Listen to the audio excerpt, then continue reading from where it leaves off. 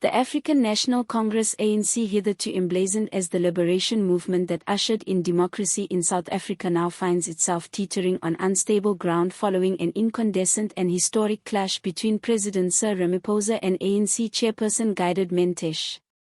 What transpired within the ANC's National Executive Committee (NC) meeting has set many political analysts sounding the alarm that the party is embarking on its worst crisis to date, one that would decide not only the fate of its leadership but also the fate of South African politics overall. The NEC meeting was supposed to be a routine closed-door session dealing with urgent issues regarding the economy, governance and readiness for future elections. Instead, it became the platform for an explosive showdown that turned public. The event, which insiders have characterized as electric and unprecedented, has demonstrated just how fragile the internal strength of the ANC has become. According to multiple sources familiar with the meeting, Mantashe launched a direct assault on Ramaphosa's leadership, accusing him of being indecisive, weak, and increasingly disconnected from both the party and the people. The frustration in Mantashe's voice reportedly echoed what many rank-and-file ANC supporters have been whispering for months. Mantashe is alleged to have been especially scathing about Ramaphosa's inability to offer clear leadership on South Africa's most urgent problems: unemployment, widespread load shedding, and increasing restlessness among the ANC's traditional core vote. "Comrade President, you are losing touch with the movement. You sit in silence while the country burns. Our members are agitated and the ANC is hemorrhaging," Mantashe is said to have exclaimed, pounding his fist on the table for effect. The statement resonated with some NEC members, most of whom are themselves under attack from local constituencies. Ramaphosa, never one for displays of temper, did not appreciate the public dressing down. Witnesses recall that the president became increasingly agitated, his demeanor moving from defensive to downright combative. "I will not sit here and be disrespected," Ramaphosa is quoted as having shot back. "I have worked day and night to keep this party together while others are destroying it. The divisions you are creating will kill us all." His retort indicated that the divide among the party's most senior leaders ran far more deeply than anyone had realized. The argument apparently continued for almost 20 minutes, with other NEC members trying to get in the way but not being able to quell either man. Shouting, accusations, and emotional appeals alternated with the angry exchange. What shocked everyone in the room, however, was the abrupt decision by Ramaphosa to rise from his seat, collect his papers, and storm out of the meeting. For a sitting ANC president to storm out of an NEC meeting was virtually unimaginable, and it left a cloud of disbelief and stunned silence in the air. The walkout has since triggered a political firestorm in the ANC. Within hours and days of the confrontation, news of what had happened leaked into the media, stoking speculation over whether the leadership of the ANC was close to imploding. Others have aligned themselves with Mantashe, arguing that his statement captures the increasing frustration among grassroots supporters who feel Ramaphosa's highly hyped New Dawn has not delivered on promises of radical transformation. For them, his leadership has been so hesitant to the point of indecision that the party has been left exposed to internal rot and outside pressure. Others see Mantashe's actions as irresponsible and divisive, depriving the party of the credibility to project a united image at a moment of national importance in its history.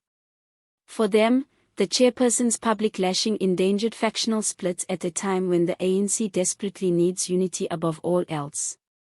The clash was the most fiery confrontation since the Mbeki and Jacob Zuma era, when internal battles within the party spilled into the open and transformed the nation's political scene.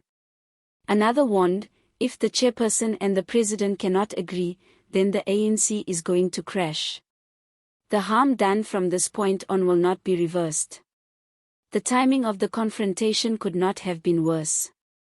The ANC is already struggling with falling support throughout the country, with recent opinion polls indicating that the party of government might drop below 50% in future national elections for the first time ever in its history.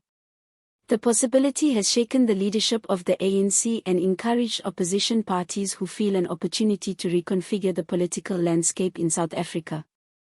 Internal factional wars have also weakened the party. On one end are Ramaphosa supporters and his reform agenda, which has centered on purging corruption and stabilizing the economy. On the other are members who support former President Jacob Zuma's radical economic transformation elements and accuse Ramaphosa of selling out the ANC's revolutionary heritage. And then there are those mobilizing around individuals such as Deputy President Paul Moshetel, who embody another power base in the splintered organization. Mantashe, widely regarded as kingmaker in the ANC, has always been one of Ramaphosa's strongest defenders. His abrupt and ferocious denunciation indicates that even some of the president's closest allies are beginning to get tired. Analysts are convinced that Mantashe's broadside was not spontaneous, but a deliberate action to tell others in the party that Ramaphosa's leadership is no longer unquestionable. For most plain South Africans, the conflict is something more than a political spat. It is a reflection of a liberation movement lost in a sea of sufferment. Rather than being preoccupied with fixing unemployment, crime, corruption, and poverty, the bread and butter concerns of daily life, the ANC's leadership elite seem engrossed in power struggles among themselves. This has been gradually chipping away at the party's moral legitimacy, which once was invincible. Political commentators caution that this latest episode may spell the end of the beginning of the ANC's precarious unity. If Ramaphosa is unable to reassert his authority and heal fissures with top leaders such as Mantashe, the party will implode under the pressure of its own contradictions. Such an implosion would not only remake the ANC, it would destabilize the foundations of South African politics. The stakes for the nation are huge. The ANC is more than a political party. It has been the governing force since 1994, influencing every major policy initiative and defining the nation's agenda. Its fall or collapse would send a seismic shock through the nation's politics, inviting opposition parties such as the Democratic Alliance, DA, the Economic Freedom Fighters, EFF, and emergent coalitions to take unprecedented gains. Some political pundits contend that this moment may even hasten the trend towards coalition politics in South Africa, where no party has a clear majority. Such a development would fundamentally alter the character of governance, compelling long-time opponents to collaborate in ways previously unimaginable.